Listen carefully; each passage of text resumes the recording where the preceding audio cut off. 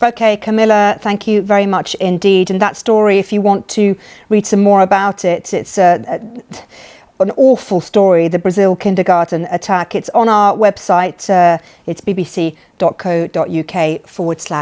Of course, you can read that and plenty other stories. There's also a live page with all the very latest on what is happening globally and worldwide. But for now, stay with us here on BBC News. I'm back in just a few minutes, so do stay with us on the BBC.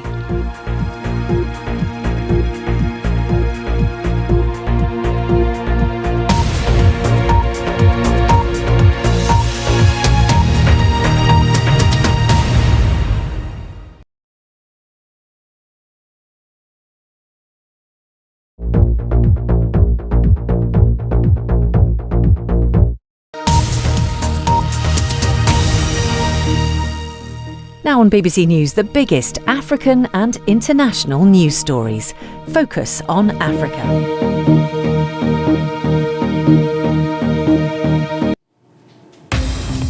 Hello and welcome to Focus on Africa. I am Peter Okwoche. Our top stories. Authorities in Ethiopia arrest a number of academics, media owners and activists who they accuse of plotting to kill senior government officials.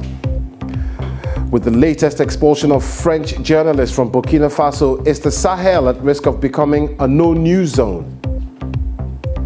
Also on the program, meet the Ghanaian rapper who's smashing glass ceilings.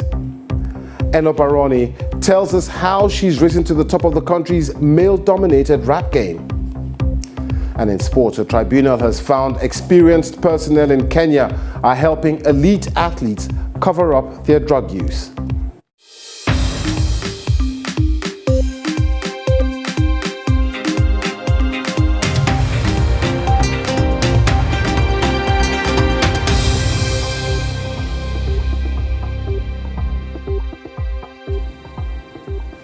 Thanks for joining us here on Focus on Africa from BBC News.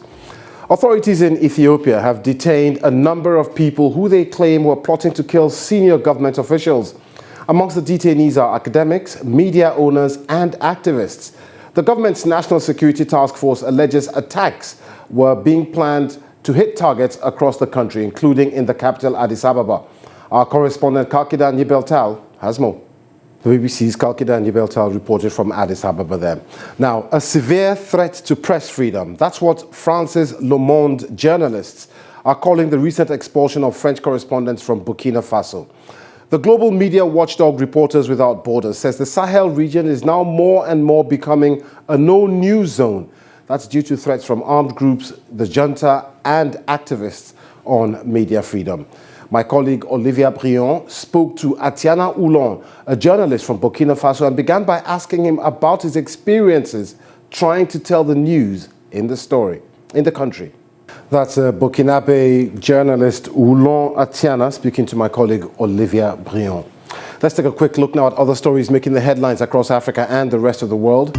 Israeli police have arrested 350 people following clashes with Palestinian worshippers inside Jerusalem's Al-Aqsa Mosque. Officers say stones were thrown and fireworks were set off towards them. Online video shows the police beating people with batons. The Palestinian Red Crescent said 14 people were injured. Since tension increased at the start of this year, the conflict has claimed the lives of over 90 Palestinians and 15 Israelis. And Donald Trump has told America that it is going to hell. Speaking from his Mar-a-Lago resort following his appearance on Tuesday in a New York court, the former U.S. president lambasted the Biden administration. Mr. Trump said the case against him was an insult to the country. He's accused of falsifying records and paying hush money to hide damaging information during the 2016 election. Now, in Afghanistan, the United Nations says it's being told by Taliban government that local female staff will be stopped from working for the organization across the country.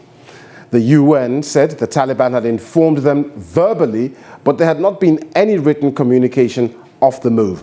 The UN has told its Afghan staff, men and women, not to report for work for 48 hours until they have clarity on this matter.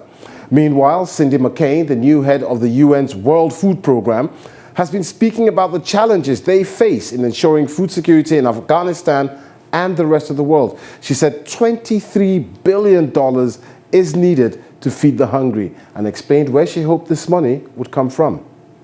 That's Cindy McCain, the new head of the UN's World Food Programme. Still to come, Mimi will be here with the sport as Cameroon's Joel Embiid has a memorable night with the Philadelphia 76ers.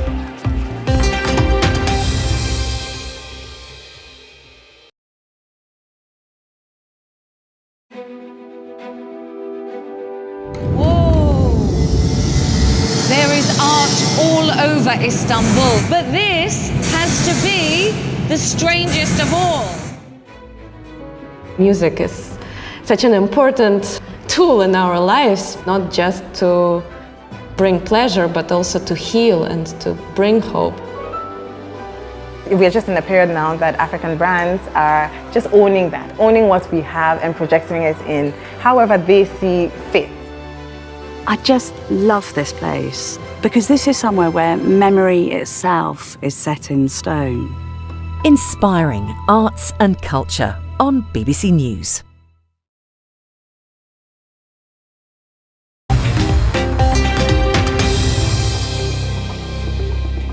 Welcome back to Focus on Africa on BBC News.